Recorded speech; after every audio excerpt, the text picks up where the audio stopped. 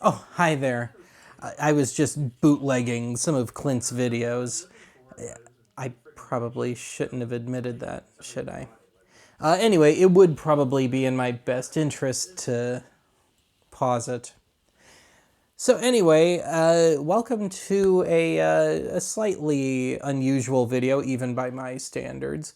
This largely exists so I don't have to do the fifth Ben's junk in a row, if my count is correct, for the bye-week stuff. It just works out that way usually the first 3-4 months out of the year, because the thrifting sucks, and I like to save stuff like archive riffs for the between season break.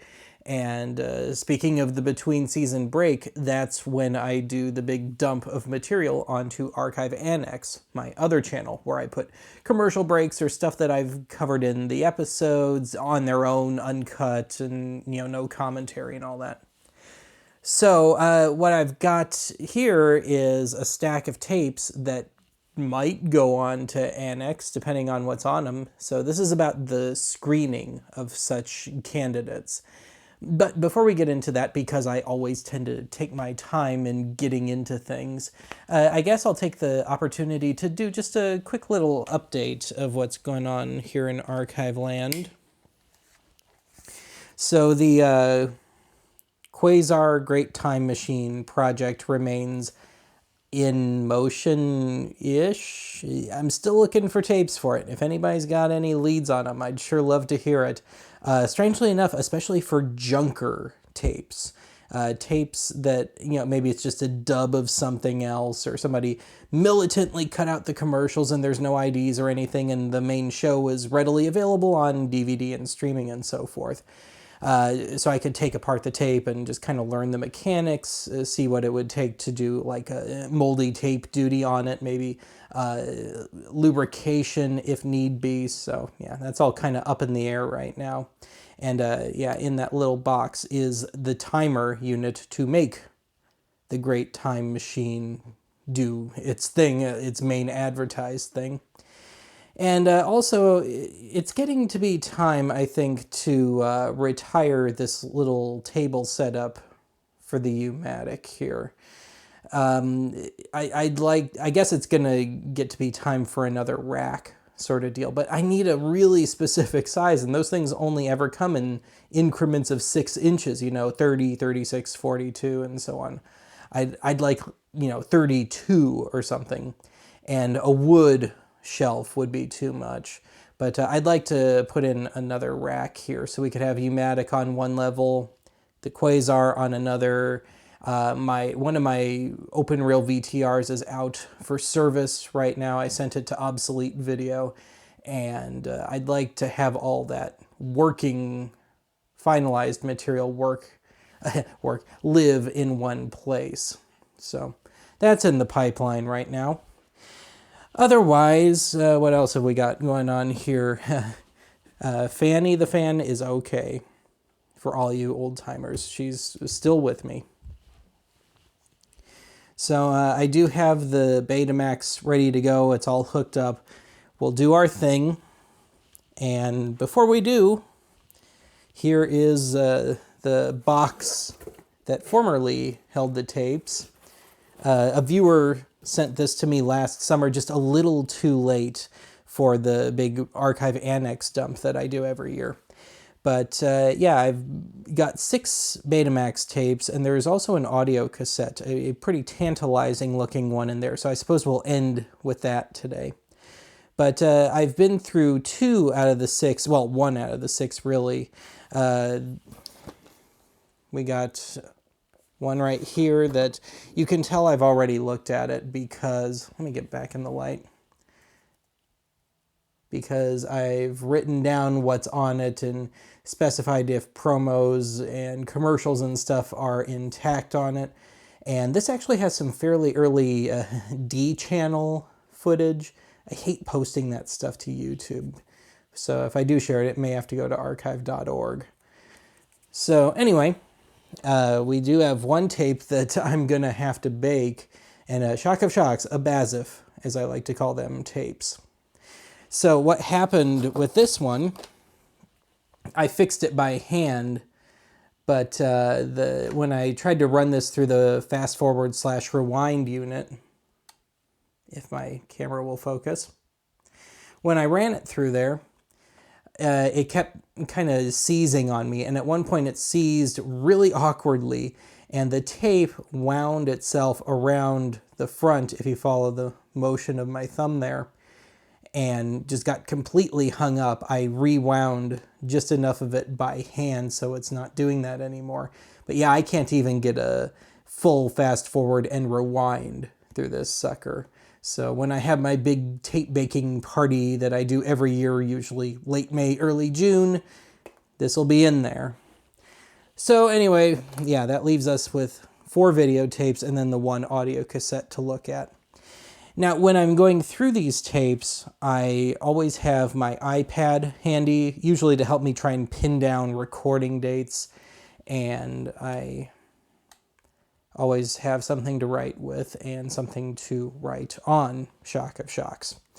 So I guess the deal is I'll only have the camera on in spurts. I don't think anybody wants to sit around watching me fast forward my way through a bunch of tapes and write a bunch of notes, but I guess I'm just going to put the camcorder here back on the tripod, aim it, and I will turn it on as maybe something interesting comes up or I have some little bit of how the process works. These tapes could all be duds.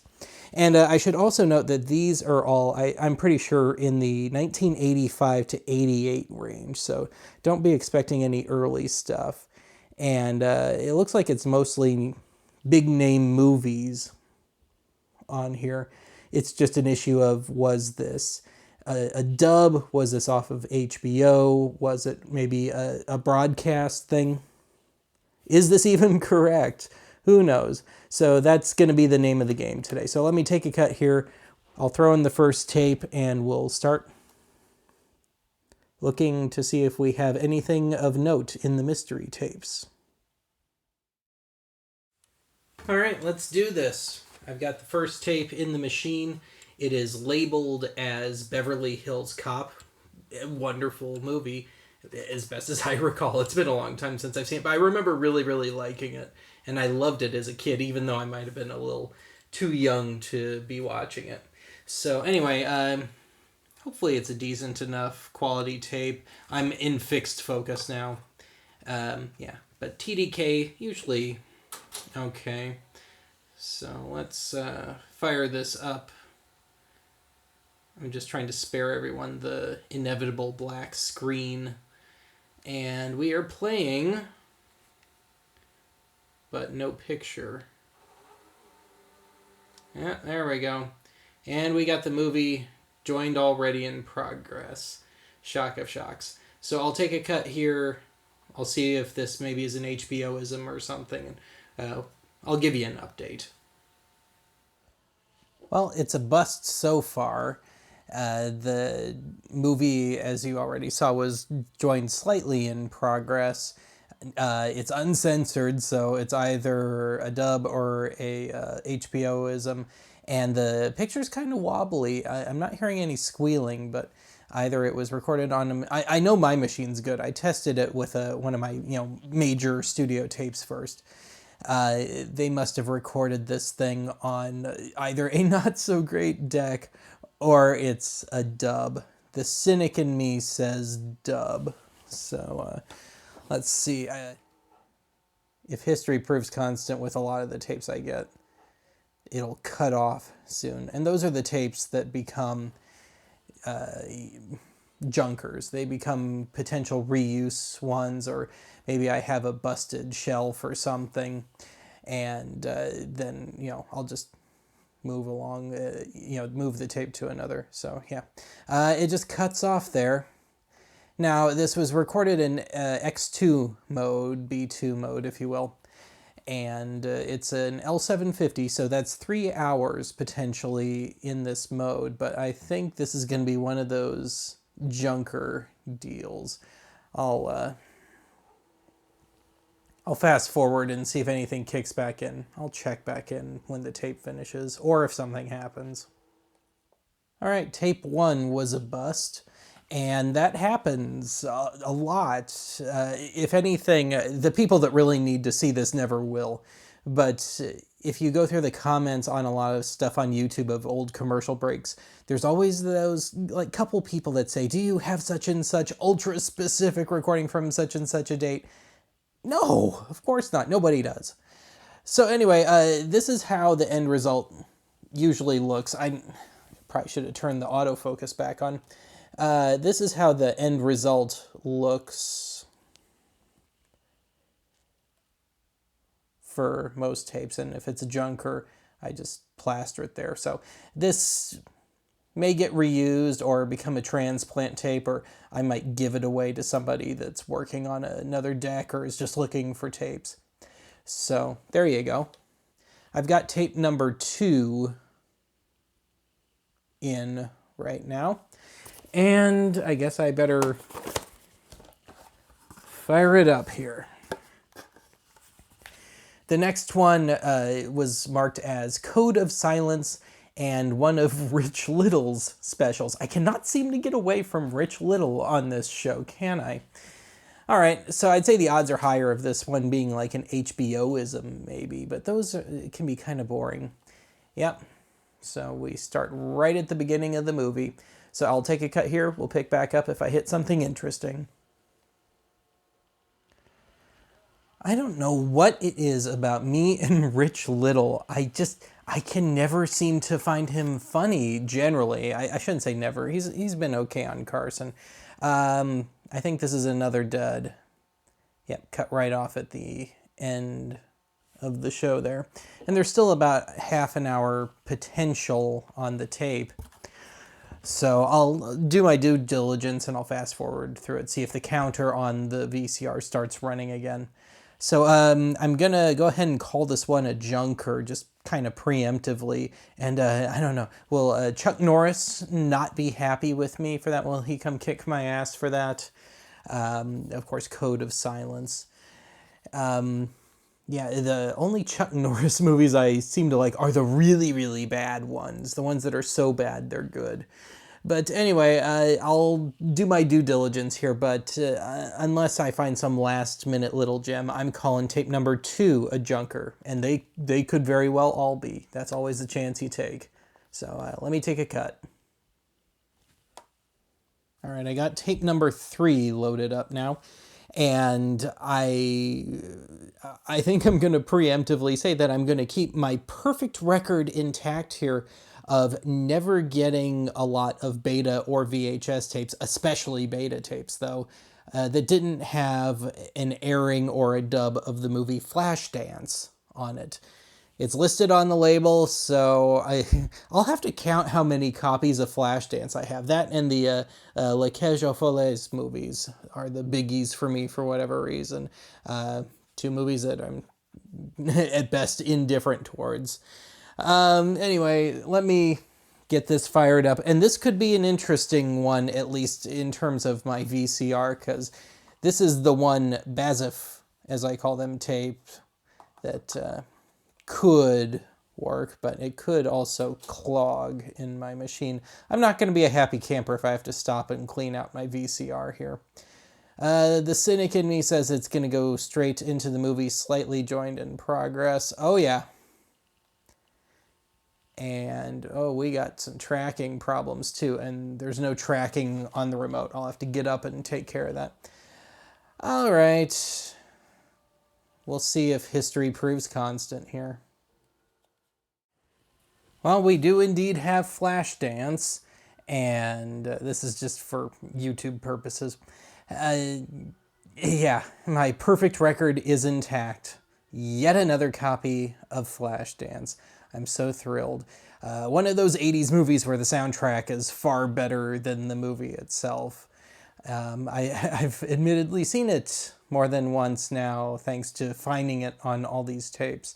Weirdly enough, I found myself watching some of the Beverly Hills Cop tape a while ago, so and that seemed to hold up okay. I was still kind of enjoying that. I had to tell myself, okay, you need to fast forward through this. But hey, showtime. We got something resembling a bumper, but now the trick is how much of between show stuff do we have? Do we have maybe a partial episode of Bizarre? There's only maybe 25 minutes left on the tape, so I don't think we're gonna have a full episode if it's there. So we're advertising Full Metal Jacket, it looks like, so that would put this as recorded of, or Lords of Discipline, excuse me. I was going to say, if that is Full Metal Jacket, that'd be 86 or 7. But I'll put this recording around 1986. So I will check back in at the end of the tape. I'll tell you what's on here. Well, we seem to have something resembling a complete mid-show, between-show break, rather. And I thought I'd show this just real quickly, just for a bit of extra dated fun aerobicize. We are still in the showtime between show break, and I totally screwed up the date. This seems to date to the last week, roughly, of 1984, so I guess Flashdance would have just made it. And I should note, in the break, we got the music video to Why Me by Irene Cara, which was the follow-up single to Flashdance, the Flashdance song. So, yeah, and that would have been still probably around 4 months or so after the time for that Flashdance would have been on the charts, or Why Me, rather. I'm very distracted right now. I can't figure out why, funnily enough. So I'll take another cut here. We'll see if we get any of the episode of Bizarre in here, which would not be a complete one. I think I'm down to the last 10 to 15 potential minutes of this tape. Okay, we had the complete aerobicize, which was like 5 or 6 minutes. Hollywood close-up. I've got a few of these kicking around, so this might very well be an archive annex candidate. I usually don't like putting HBO Showtime stuff up after maybe 1982 or 3 or so, but this one might be an exception, although I'd have to cut out the Irene Cara video, unfortunately. So, yeah, let's just keep rolling on here. I'm down to the last, maybe 10 minutes of the tape. I don't know why I'm trying to cover up a Hollywood close-up. Oh, we got another music video there. Elton John. And I even remember this one. I guess that's why they call it The Blues. I like that one. That's not a bad album either. Too Low for Zero. All right, so let's just keep rolling along here. I guess I'll just keep the camera rolling and see what happens. I guess I can always cut this out in post if I need to. Let's see here. This is a real nice long break. Oh, a Gallagher special. An ad for a Gallagher special. There we go. Do we get... Yes, we get at least some of an episode of Bizarre. Not that it was a great show, but it had its moments. If you dig Super Dave, Bob Einstein, he was on there a fair amount and did that character quite a bit. So, yeah. Can you tell we're just about at the end of the tape? It's starting to really kind of spaz on me here. So, yeah. We're on tape number 3 out of 4, and it looks like we finally have a keeper here.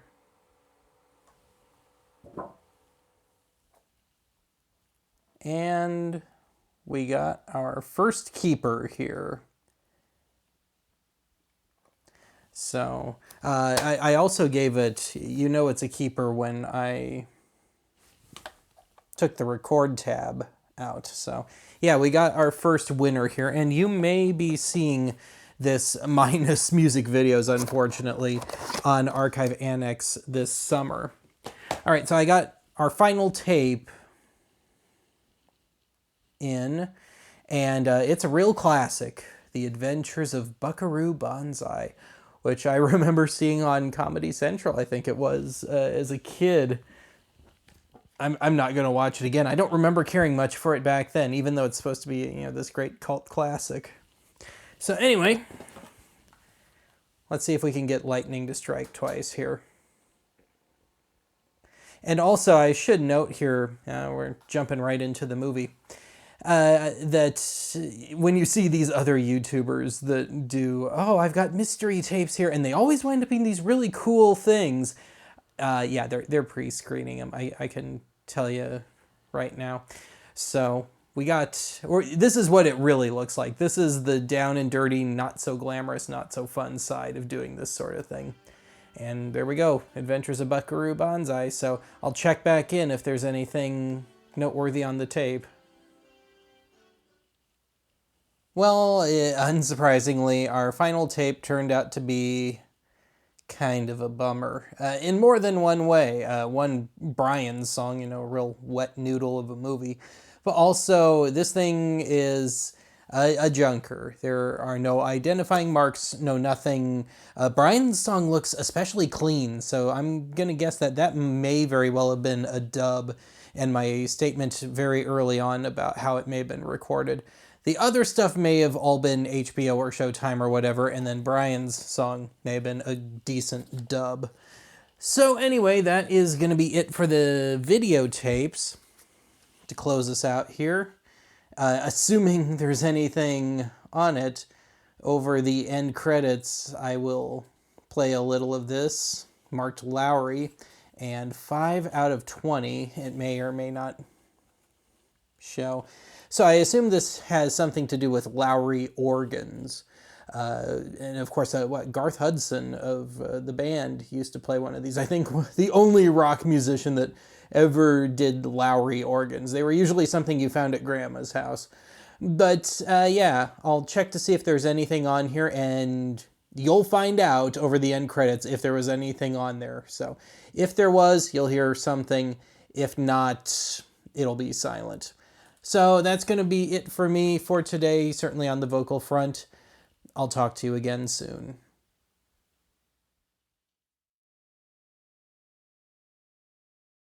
Listen to the exciting sounds of the Lowry organ in concert.